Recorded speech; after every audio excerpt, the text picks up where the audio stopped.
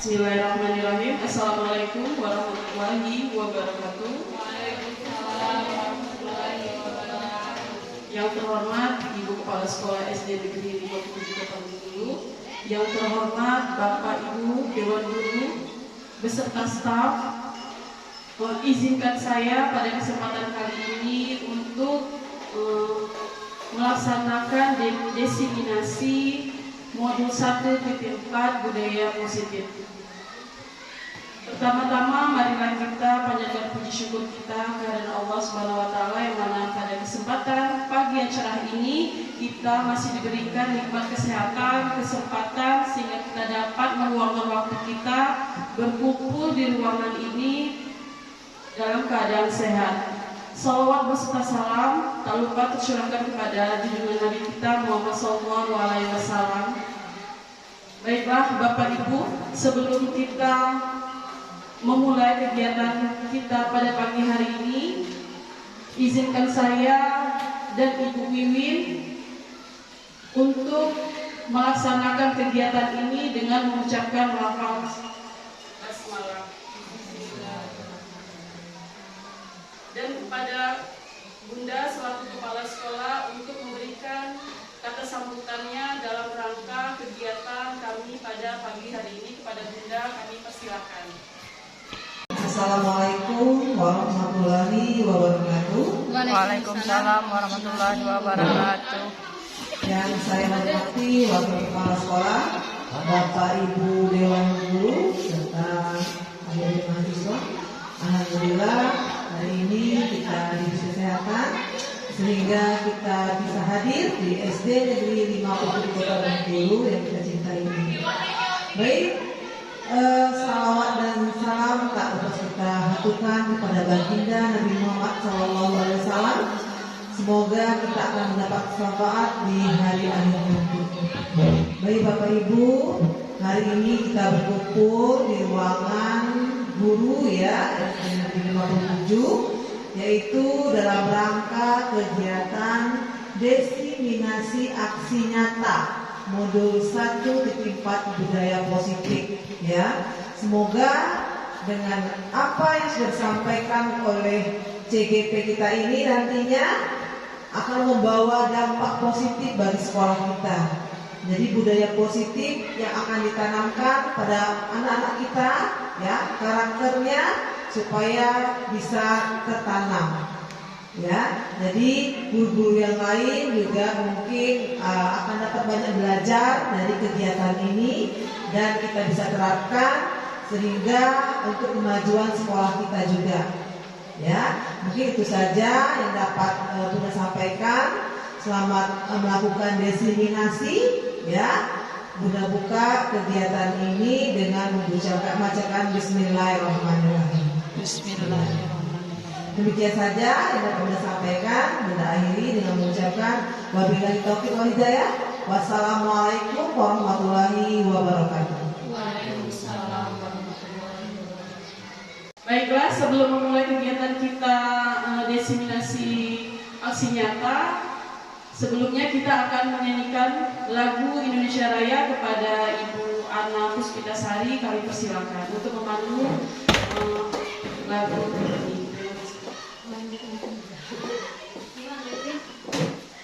Kepada Bapak Ibu, kami mohon untuk sedianya berdiri bersama. Marilah bersama-sama kita menyanyikan lagu Indonesia Raya dituntut ulang 4/4. 1, 2, 3, 4.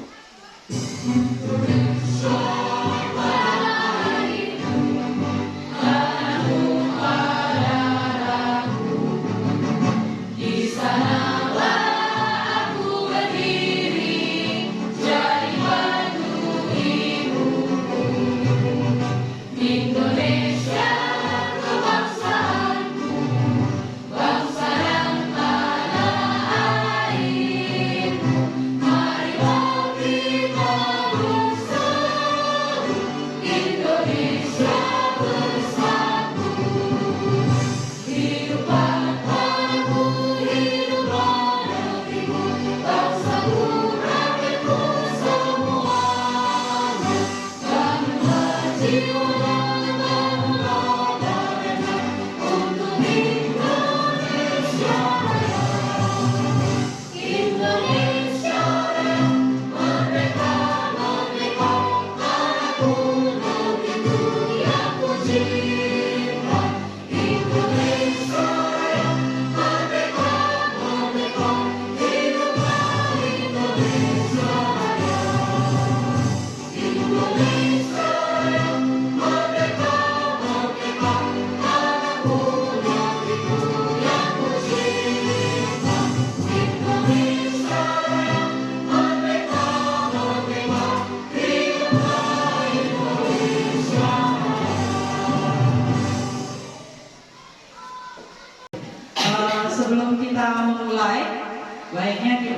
Apa masih semangat?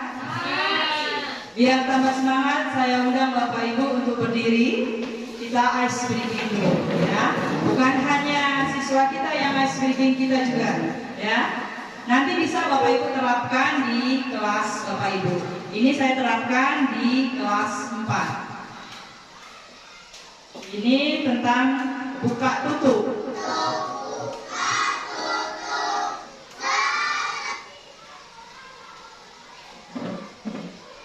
Gerakannya hanya buka, tutup, buka, tutup, bertepuk tangan.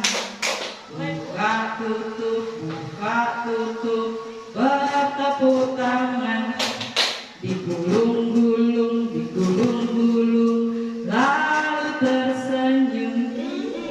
Digulung-gulung, lalu tertawa.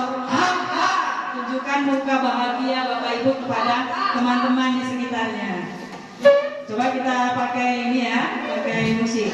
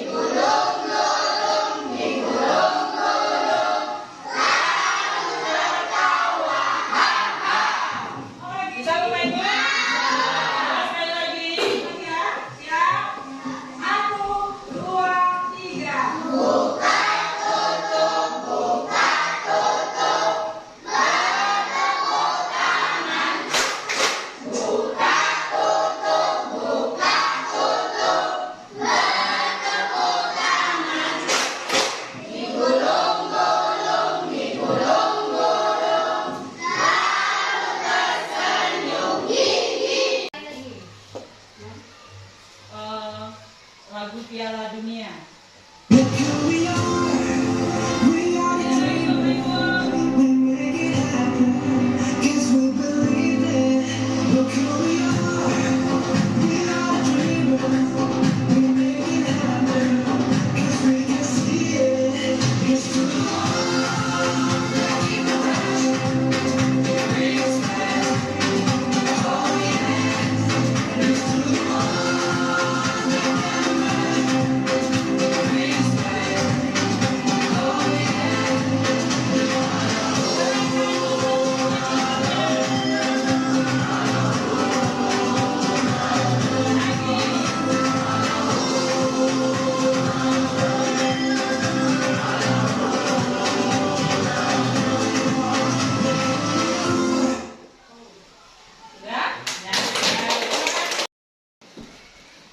Pada diseminasi aksi nyata kami di modul 1.4 yaitu budaya positif, kami berdua dengan Ibu Epa, kami adalah calon guru penggerak angkatan 9 yang kita akan pelajari bersama-sama, kita belajar bersama-sama ya Bapak Ibu. Menurut Ki Hajar Dewantara mengumpamakan sekolah kita ini sebuah ladang tempat persemaian.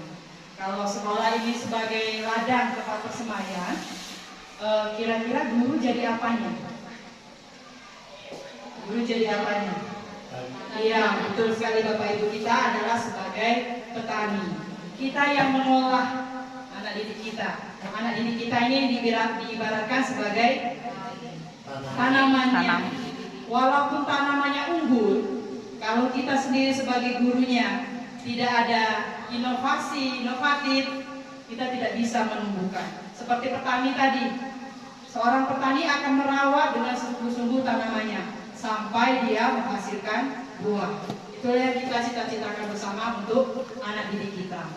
Aksi nyata budaya positif kami pada hari ini bertujuan menumbuhkan budaya positif di sekolah dengan meyakini nilai-nilai kebajikan universal serta meningkatkan murid yang merdeka dan mempunyai disiplin kuat sesuai profil pelajar Pancasila.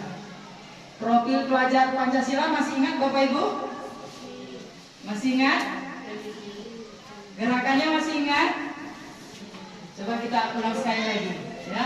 Coba saya minta tolong Bapak Ibu berdiri sebentar. Ya.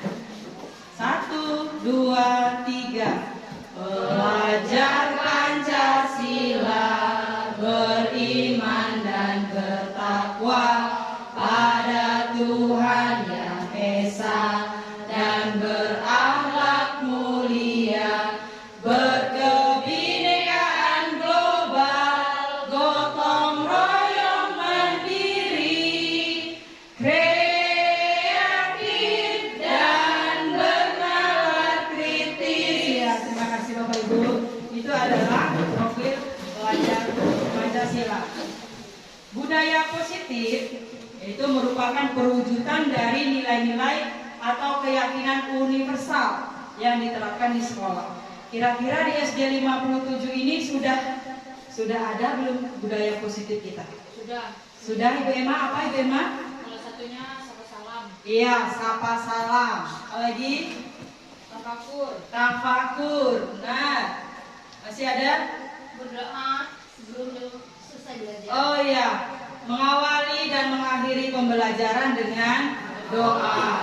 Masih ada? Sebelum kita mengawali pembelajaran ada lagi itu. itu apa namanya? Apa tuh? Yang Hadis, sholawat, ya. Nah, itu adalah contoh-contoh budaya positif yang ada di sekolah kita. Budaya positif di sekolah tidak dapat diciptakan secara instan, ya. Dalam penerapan budaya positif di sekolah diperlukan tuntunan atau teladan bagi seorang guru. Misalnya kita mau sapa salam, anaknya sudah datang, gurunya belum ada di depan. Berarti kita sebagai pendidik kita itu tujuannya menuntun anak kita. Kalau kita mau sapa salam, ya kita yang duluan datang. Kemudian budaya positif dapat dilakukan dengan menerapkan konsep-konsep disiplin positif, motivasi perilaku manusia, keyakinan kelas, kebutuhan dasar manusia, posisi kontrol, dan segitiga restitusi. Inilah yang akan kami bahas hari ini.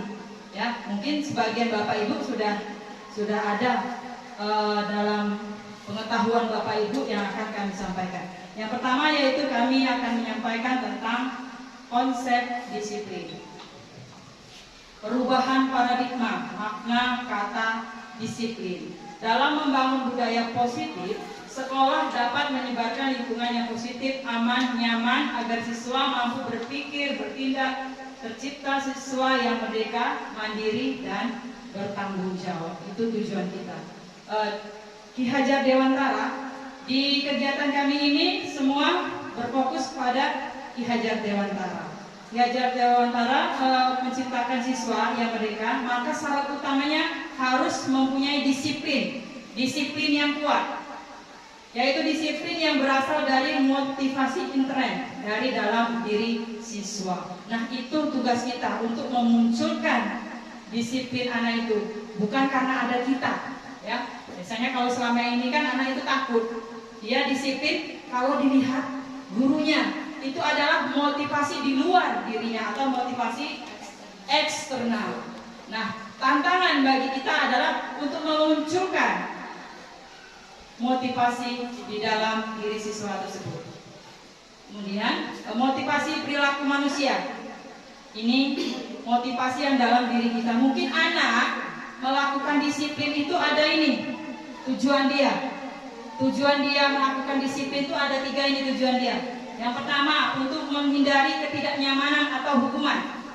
Anak itu takut, dia merasa harus lakukan disiplin karena itu, untuk menghindari hukuman atau ketidaknyamanan atau hukuman. Kira-kira Bapak Ibu hari ini sudah ada menghukum belum? Sudah? Oh, kalau tidak ada bagus, ya. Itu jangan sampai yang nomor 1. Yang kedua, untuk mendapatkan imbalan ataupun harapan dari orang lain. Misalnya gurunya memberi imbalan, nah kalau kamu ini nanti ibu kasih ini. Boleh itu Bapak Ibu? nggak boleh. Dalam pengetahuan Bapak Ibu boleh tidak itu?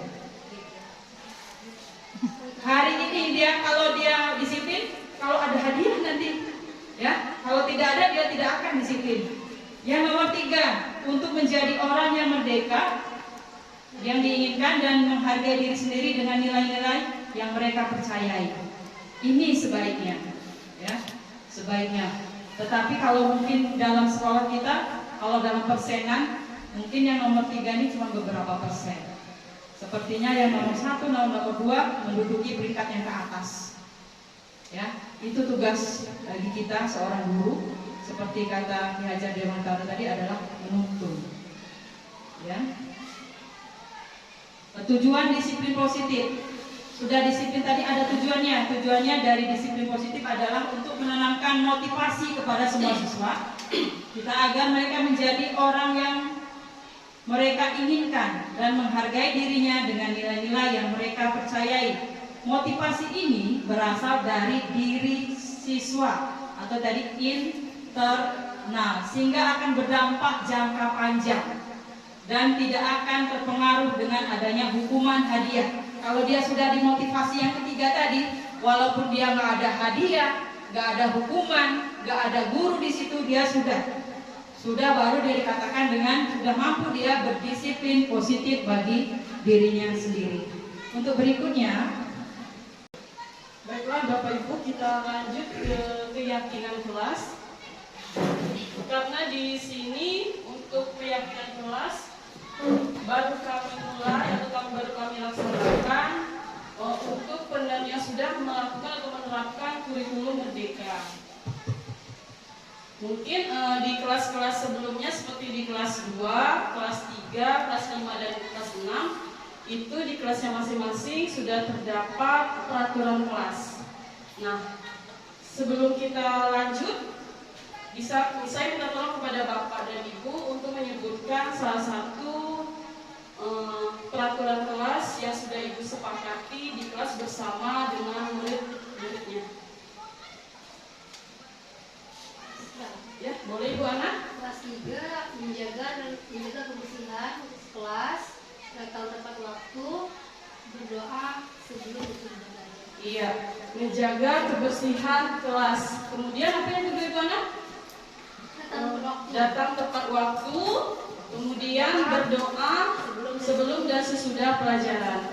Nah, itu adalah salah satu contoh peraturan kelas. Kemudian dari peraturan kelas tersebut, maka kita ciptakan kalimat positifnya. Nah, dari peraturan kelas itu, kalimat positifnya apa sih untuk kita rumuskan menjadi keyakinan kelas? Seperti tadi, datang tepat waktu. Berarti kita sederhanakan agar tujuannya agar mudah diingat dan dipahami serta dilaksanakan oleh siswa-siswi kita. Datang tepat waktu sudah masuk ke disiplin. Berarti anak-anak kita untuk keyakinan kelasnya hanya kita tuliskan saja seperti disiplin saja, karena itu sudah mencakup dari profil pelajar Pancasila tadi, ya, disiplin. Kemudian untuk berdoa sebelum dan sesudah pelajaran sudah masuk juga ke peraturan kelas atau keyakinan kelas kita, masuk juga ke disiplin. Ya Bapak Ibu, nanti untuk selanjutnya akan kita gali lagi. Kita masuk dulu ke keyakinan kelas. Keyakinan kelas merupakan nilai-nilai kebaikan atau prinsip-prinsip yang disepakati secara universal, secara bersama.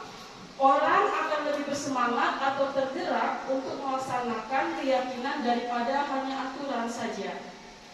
Karena apa? Karena jika kita merumuskan keyakinan, maka anak tersebut akan muncullah disiplin intern dari dalam dirinya sendiri. Jadi mereka ada kesadaran yang tercipta dari dirinya sendiri. Ya, lanjut Ibu. Nah, adapun langkah-langkah pembentukan keyakinan kelas antara lain: 1. Memberikan kesempatan kepada semua siswa untuk berpendapat. Jadi semuanya itu aktif untuk mencurahkan apa yang mereka inginkan terhadap keyakinan yang akan kita rumuskan. Kemudian mencatat semua masukan siswa di papan tulis atau di kertas kecil yang kita tempel tadi seperti contoh yang sudah kita perlihatkan. Kemudian menyusun keyakinan kelas sebagai prosedur pembentukan keyakinan kelas. Nah, di sini mengubah kalimat negatif menjadi kalimat positif. Tadi jangan berlari di kelas menjadi berjalanlah di kelas. Jadi kalimatnya kita rubah menjadi kalimat yang positif.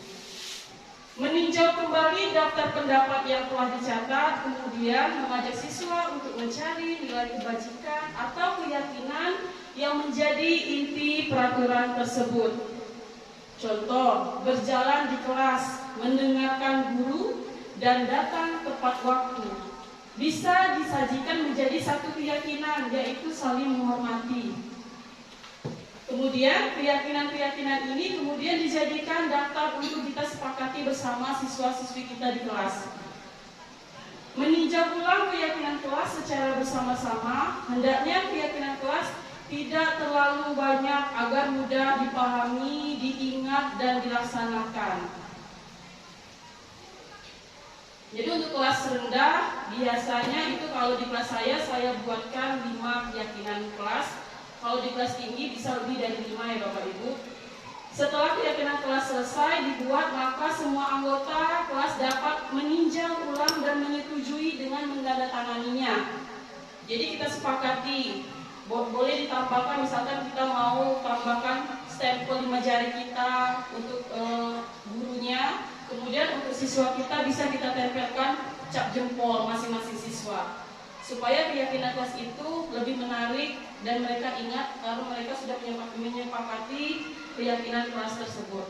Nah, keyakinan kelas dapat ditempel di dinding kelas agar mudah dilihat, seperti di depan kelas atau di samping papan tulis. Lanjut. Nah, ini contoh keyakinan kelas 1. Disiplin dan tepat waktu. Kedua, berbicara dengan sopan. Ketiga, tertib saat belajar mengajar. 4, selalu menjaga kebersihan. 5, saling menghargai dan tolong-menolong.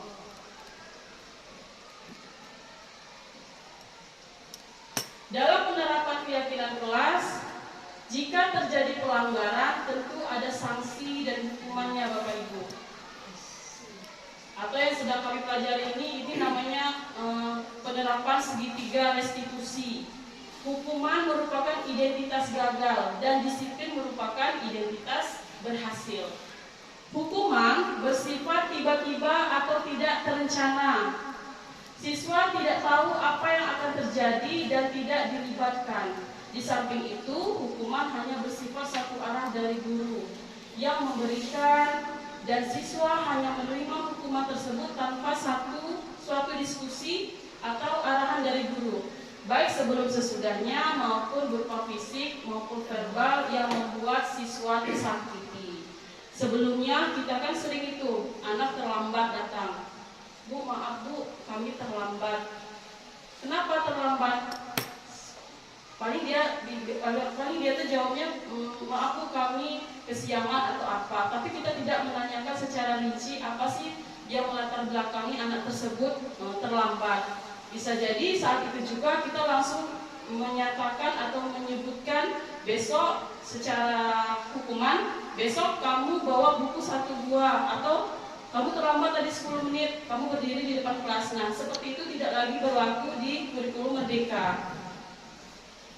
Sedangkan disiplin dalam bentuk sanksi atau konsekuensi sudah terencana atau sudah dibahas dan disepakati sebelumnya oleh guru dan siswa.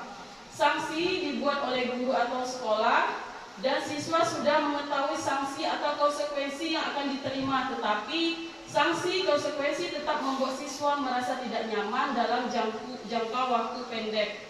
Jadi kalau yang di sini Bu, untuk konsekuensinya seperti yang sudah disepakati oleh sekolah. Biasanya kan kalau setiap hari Senin anak-anak itu datang terlambat, kita bariskan ke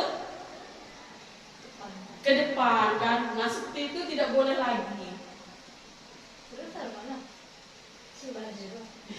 Itu tidak dibolehkan lagi. Jadi kita sebagai pendidik harusnya semoga untuk kedepannya kita terapkan lebih baik lagi agar anak-anak yang datang terlambat tersebut mungkin tidak kita tampilkan kesalahannya, kita bina dengan baik, mungkin kita bariskan di bagian belakang saja, seperti itu. Lanjut Bu. Nah, dihukum oleh penghargaan. Sama halnya dengan hukuman, ternyata penghargaan juga seperti menghukum seseorang. Berikut pengaruh buruk penghargaan terhadap anak menurut Kohn. 1. Memberikan pengaruh jangka pendek dan jangka panjang. Penghargaan tidak efektif. Penghargaan merusak hubungan. Penghargaan mengurangi ketepatan dan penghargaan itu menghukum.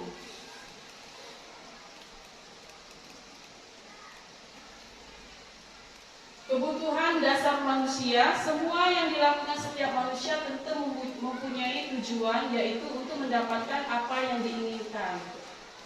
Ini menurut Dr. William Kaiser dalam Toy Story terdapat 5 kebutuhan dasar manusia, yaitu 1. Kebutuhan bertahan hidup, kebutuhan cinta dan kasih sayang atau kebutuhan untuk diterima, kebutuhan penguasaan, kebutuhan pengakuan atas kemampuan, keempat kebutuhan kebebasan, kebutuhan akan pilihan, dan yang kelima kebutuhan kesenangan, kebutuhan untuk merasa senang. Di sini ada posisi kita sebagai seorang guru atau posisi kontrol guru. 1. Kita sebagai penghukum. Bagaimanakah itu? Nah, seorang penghukum dapat menggunakan hukuman fisik atau verbal. Guru yang menjalankan posisi penghukum akan berkata, patuhi aturan saya atau awas nanti, kamu selalu saja salah. Yang kedua, membuat orang merasa bersalah. Posisi ini biasanya guru akan bersuara lebih lembut, menggunakan keheningan yang membuat siswa menjadi tidak nyaman, bersalah, atau rendah hati. Contohnya, Bapak sangat kecewa dengan kamu. Berapa kali ibu harus memberitahu kamu ya? Seperti itu. Ketiga, posisi kontrol guru itu sebagai seorang teman. Dalam posisi ini, guru tidak akan menyakiti murid, tetapi akan selalu berusaha mengontrol siswa melalui persuasi. Posisi ini dapat berdampak positif dan berdampak negatif. Positif berupa hubungan yang baik antara guru dan siswa. Contohnya, ayo bantulah demi ibu ya. Berarti anak-anak tersebut kan melakukan sesuatu hal itu demi ibunya, karena mereka tadi merasa sudah terlalu dekat. Jangan yo nak yo, jangan ya, seperti itu.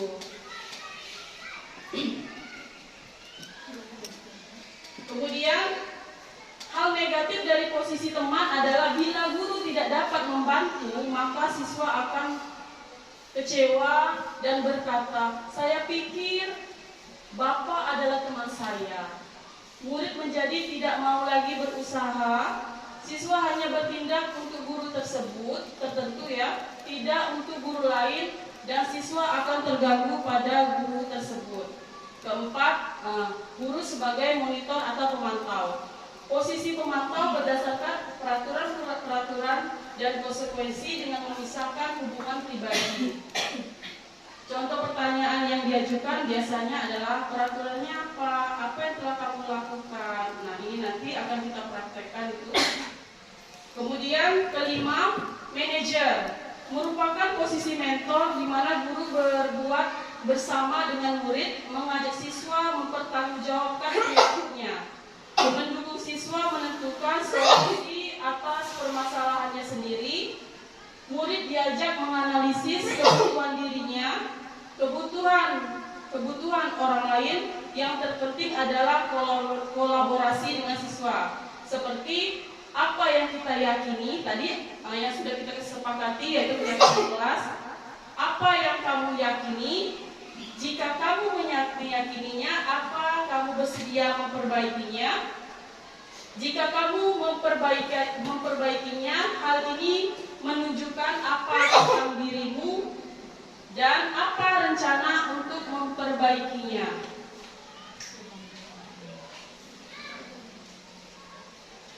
Tujuan dari 5 posisi kontrol terhadap siswa adalah mencapai posisi manajer, di mana pada posisi ini siswa dapat menjadi pribadi yang mandiri, merdeka, bertanggung jawab atas segala perilaku dan sikapnya yang pada akhirnya dapat menciptakan lingkungan yang positif, aman, dan nyaman.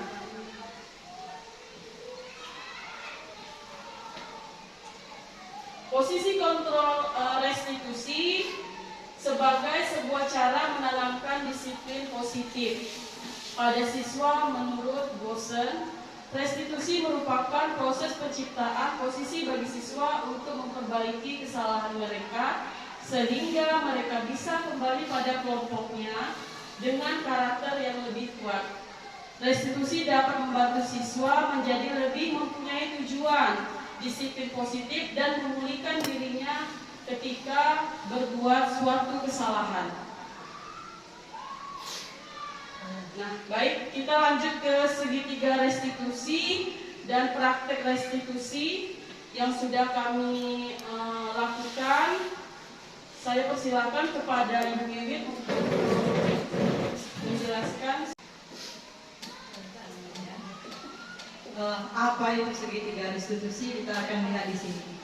Ini ada segitiga, ya Ibu. Segitiga dibagi menjadi 3 sisi, yaitu sisi menstabilkan identitas. Nah, selama ini kalau kita menyelesaikan anak-anak kita seperti Ibu Eva tadi, yang seperti anak terlambat tadi, langsung seketika di situlah. Langsung kalau polisi itu langsung ditilang di tempat. Nah, harusnya untuk menyelesaikan masalah anak itu kita gunakan ini, yaitu segitiga restitusi. Di dalam segitiga restitusi ada 3 bagiannya. Yang pertama yaitu sisi menstabilkan identitas. Sisi ini merupakan bagian dasar dari segitiga yang didasar Bapak Ibu, yang bertujuan untuk mengubah identitas anak dari yang gagal. Maksudnya tadi gagal ini tadi dia melanggar, karena melakukan kesalahan menjadi orang yang sukses. Contohnya kalimat yang dapat digunakan kepada anak yaitu berbuat salah itu tidak apa-apa nak. Seperti itu. Kalau ini kan langsung kalau kita ya selama ini yang zaman wow, sekarang sudah zaman now ya, jangan now lagi. Biasanya marah, kenapa kamu ini? Seperti itu biasanya. Iya. Ya. Harusnya kita berbuat yang berbuat salah itu tidak apa-apa nak, dengan kata yang lebih lembut. Kemudian tidak ada manusia yang sempurna. Maksudnya kita menstabilkan anak tadi, misalnya dia lagi, biasanya anak itu kalau kita panggil dia sudah ketakutan duluan. Nah, untuk menstabilkannya kita dengan pertanyaan-pertanyaan seperti ini untuk membangun dirinya dulu. Kita bisa menyelesaikannya. Bapak tidak tertarik atau kita ibu tidak tertarik untuk mencari siapa yang salah, tapi ibu ingin mencari solusi dari permasalahan ini. Kemudian itu yang pertama. Kemudian yang kedua, sisi validasi tindakan yang salah. Di restitusi ini tidak menyarankan guru berbicara kepada siswa bahwa melanggar peraturan adalah sikap yang baik, tetapi ya kita tidak, karena katanya itu tadi saya tadi yang sekarang harus baik-baik, tidak usah ini, tapi tidak, kita tetap menyatakan itu salah, tapi dengan cara yang berbeda.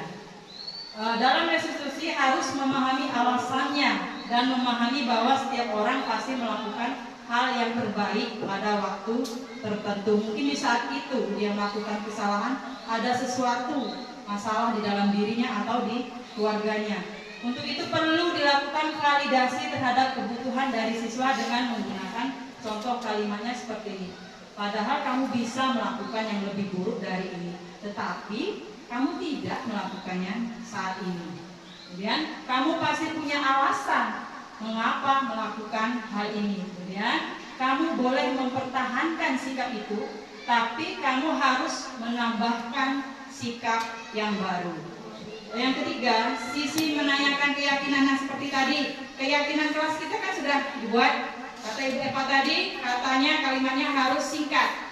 Singkat itu maksudnya anak sudah bisa memahami, kemudian ditempel di kelas, di tempat yang sering dilihat anak, biar dia tahu. Sesudah dia melakukan kesalahan tadi, sudah kita laksanakan yang 1 dan 2, ini kita masuk ke sini. Kita tanyakan kira-kira apa kesepakatan kelas yang sudah kamu langgar. Misalnya pertanyaan ini, apa yang kita percaya sebagai kelas atau keluarga, kemudian nilai-nilai umum yang kita sepakati tadi. Nilainya apa? Kamu mau jadi orang yang seperti apa? Misalnya kamu tadi terlambat, kira-kira keyakinan kelas kamu yang kamu langgar hari ini apa? Pasti dia bilang datang tepat waktu. Berarti keyakinan itu menurut kamu kita buat itu menurut kamu sudah baik belum untuk kamu? Pasti dia jawab baik, Bu. Berarti kalau baik itu harus diikuti. Kenapa hari ini kamu melakukannya? Seperti itu Bapak Ibu. Kemudian, nah ini adalah salah satu contoh di dalam prakteknya. Boleh kita perhatikan dulu ya Bapak Ibu.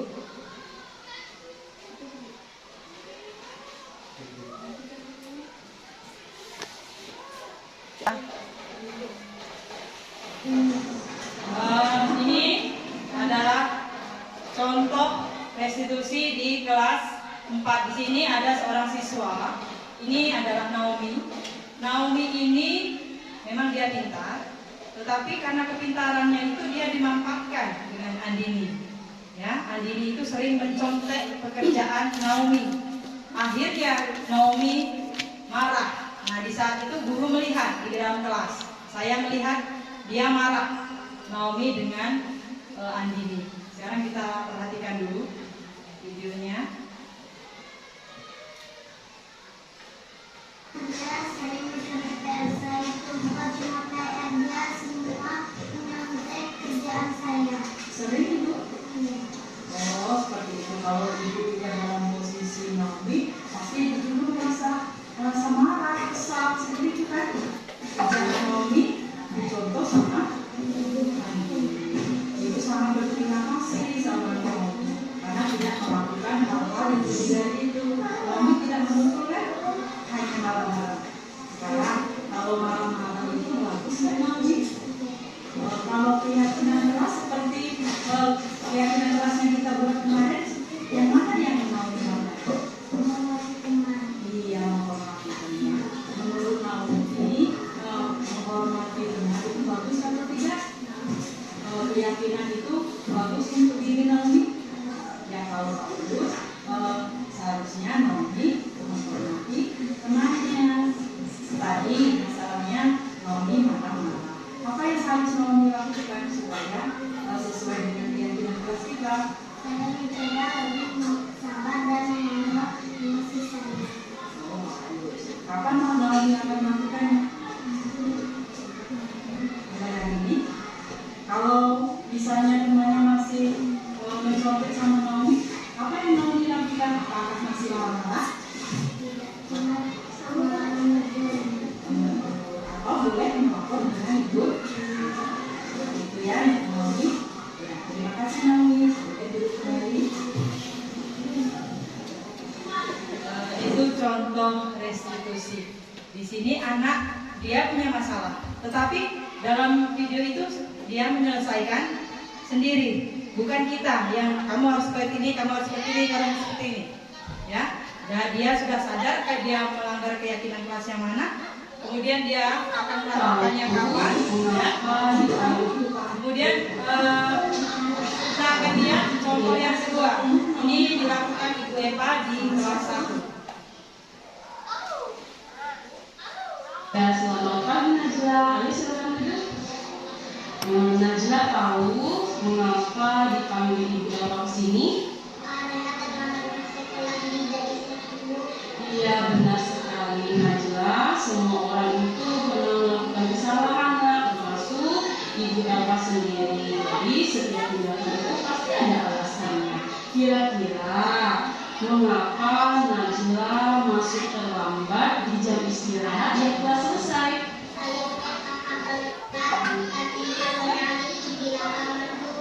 Oh begitu. Apakah Najla masih ingat keyakinan kelas kita?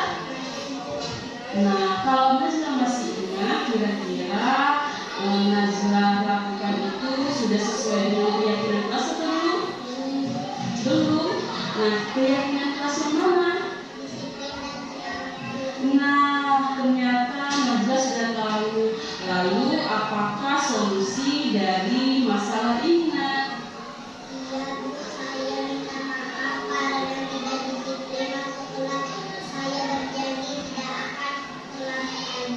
Nah baik, ya Ibu Bapak apresiasi untuk tanggung jawab pengajian. Terima kasih Bu Eva. Permisi. Nah, ini contoh di kelas 1. Gimana Bapak Ibu pilihannya, adem atau tidak? Ada. Ya? Ini masalahnya kita di sini memanggil anak, bukan dia di forum umum ya Bapak Ibu. Ya, kita panggil secara pribadi. Mungkin ini kalau saya di dalam kelas, tapi anak-anak itu sudah mau istirahat. Ada sebagian anak yang masih mengerjakan tugasnya. Jadi di situ tidak. Kalau Ibu Eva juga itu ya, tidak ada anaknya kan? Ya. Inilah harapan kami, yaitu yang tadi budaya positif yang akan kami sampaikan. Selain yang sudah ada akan kita terus pupuk ya. Kemudian yang duanya itu pembuatan keyakinan kelas sama segitiga restitusi ya. Walaupun itu berat Bapak Ibu. Kalau kita punya anak, kalau di kelas 5 berapa Ibu Emang? 35. 35 anak. 35 itu karakternya berbeda-beda. Ya. Sangat sulit kita, tetapi kita harus berusaha. Karena itulah tujuan kita. Sama seperti kemarin kita membuat visi kita menyangkut ini untuk anak berkarakter. Nah, kita tanamkan sedikit-sedikit kepada anak. Ya, banyak sekali tantangannya.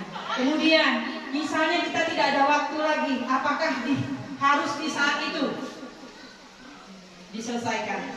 Tidak Bapak Ibu, ya. Tidak harus hari itu.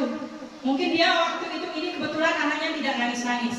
Mungkin kalau ada anaknya yang berkelahi, dia nangis-nangis, kita tidak diizinkan untuk menstabilkan identitas. Karena walaupun dia nangis, dibujuk, dia tidak akan mau terbuka. Jadi boleh di lain waktu kalau dia sudah mau diajak berbicara. Seperti itu Bapak Ibu, semoga aksi nyatakan ini bisa kita laksanakan dan ada dampaknya di SD negeri kita 57 ini. Kemudian saya berikan kesempatan untuk Ibu Eva. Terima kasih Ibu Mimin. Nah dari inilah Bapak Ibu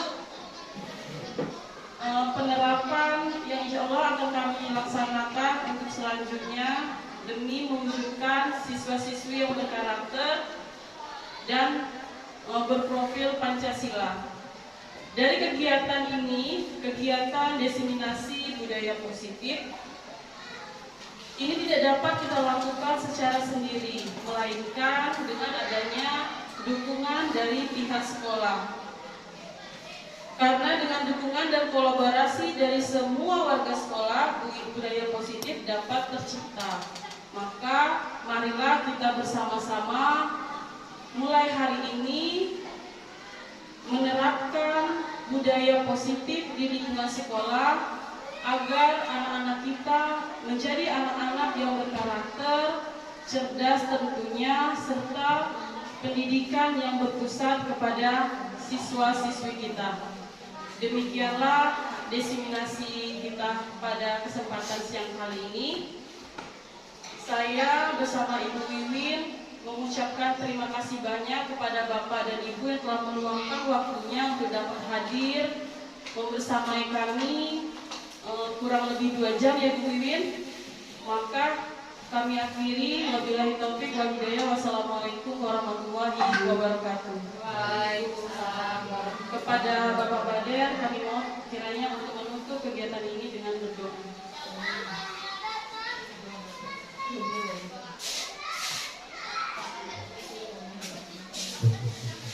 Assalamualaikum warahmatullahi wabarakatuh. Bapak Ibu, kegiatan kita pada siang pagi siang ini kita bertemu terlebih dahulu. A'udzubillahiminasyaitonirrajim. Bismillahirrahmanirrahim. Alhamdulillahirabbil alamin. Hamdan yu'ati ni'amahu wa yukafi mazidah. Ya Rabbana lakal hamdu kama yanbaghi li fadlika wa 'azimi sultanik. Allahumma shalli ala sayyidina Muhammad wa ala ali sayyidina Muhammad. Allahumma ighfir lana dhunubana wa li walidayna warhamhuma kama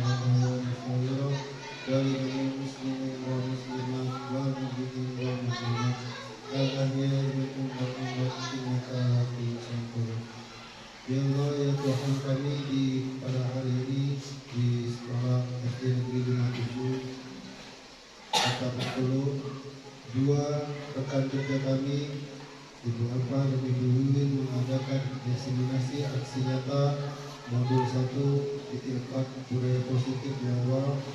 Semoga dengan terlaksananya acara ini bisa mendapatkan hasil yang maksimal ya Allah, dan juga bisa menanamkan karakter-karakter yang diharapkan dari budaya positif ini ya Allah. Ya Allah ya Tuhan kami, berilah kesehatan kepada kami, limpahkanlah rahmat-Mu dan hidayah-Mu kepada kami ya Allah. Berilah kami kesabaran dalam mendidik anak bangsa ya Allah. Rabbana atina fid dunya hasanah wa fil akhirati hasanah wa qina adzabannar. Subhana rabbika rabbil izzati amma yasifun wa salamun alal mursalin walhamdulillahi rabbil alamin. Assalamualaikum warahmatullahi wabarakatuh.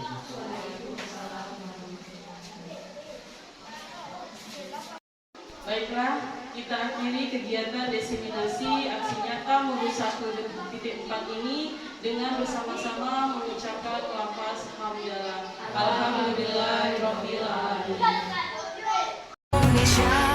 Assalamualaikum warahmatullahi wabarakatuh. Perkenalkan, saya Ibu Heriati, guru pramuka.